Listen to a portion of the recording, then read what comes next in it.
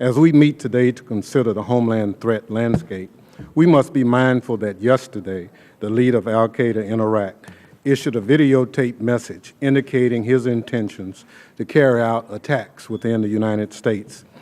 Those new threats require an assessment of our ability to meet our known challenges and address our known vulnerabilities.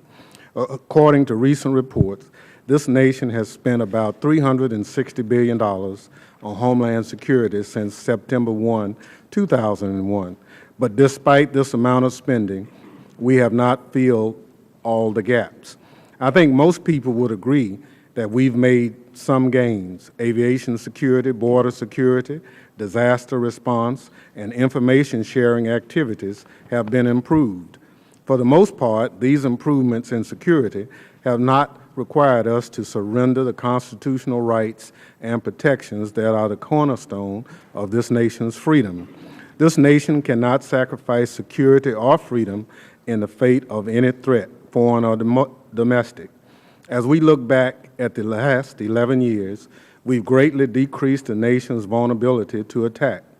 I'd be remiss if I did not mention that this administration's actions abroad, from eliminating the threat posed by bin Laden to stiffening our military presence, has also contributed to decreasing our vulnerability at home. However, we must be candid. Some vulnerabilities remain, and the nature of the threat continues to evolve. As we continue this evolution process, we must focus on the nature of the terrorist actor. The most recent incident in this country have involved lone wolf actors who are ideologically motivated to commit violent acts.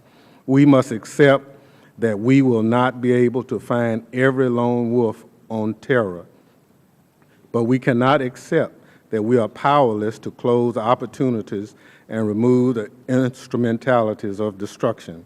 As I stated at a hearing last week, we should not forget that the United States, the last person to crash a plane into a federal building fueled by an anti-government ideology, was a pilot, U.S. citizen in Texas. GAO has reported that the department has testified that we do not check Americans seeking flight training against the terrorist watch list until they apply for a pilot's license. The lesson of 9/11 is that we need to keep people who seek to do us harm from being trained as pilots. We must remove the opportunities and instrumentalities of destruction. I've introduced a bill that would require everyone who's seeking to be trained as a pilot make sure that they are vetted against a terrorist watch list. I hope my colleagues will join me in that effort. As we consider the vulnerabilities that remain, I'm disappointed that we've not yet managed to achieve the screening of 100% of maritime cargo before it reaches our shores. Madam Secretary, it's my understanding that you have recently signed a blanket 2-year waiver of the 100% screening requirement. I do not understand how the Department can ignore a statutory mandate designed to close a known vulnerability. Searching the cargo before it reaches this country provides us with the best opportunity to remove instrumentalities of destruction before they reach this country. Finally, as we consider threats and vulnerabilities, we must also think about likely targets. GAO has introduced several reports highlighting the poor state of federal building security, and while promises have been made, little changes have been.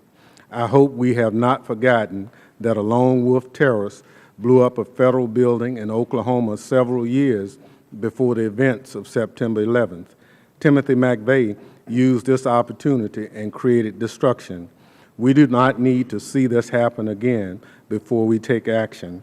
In closing, as we began today's discussion about the Homeland Threat Landscape, I look forward to hearing about how we can move away from merely identifying the problem and move toward finding and implementing solutions.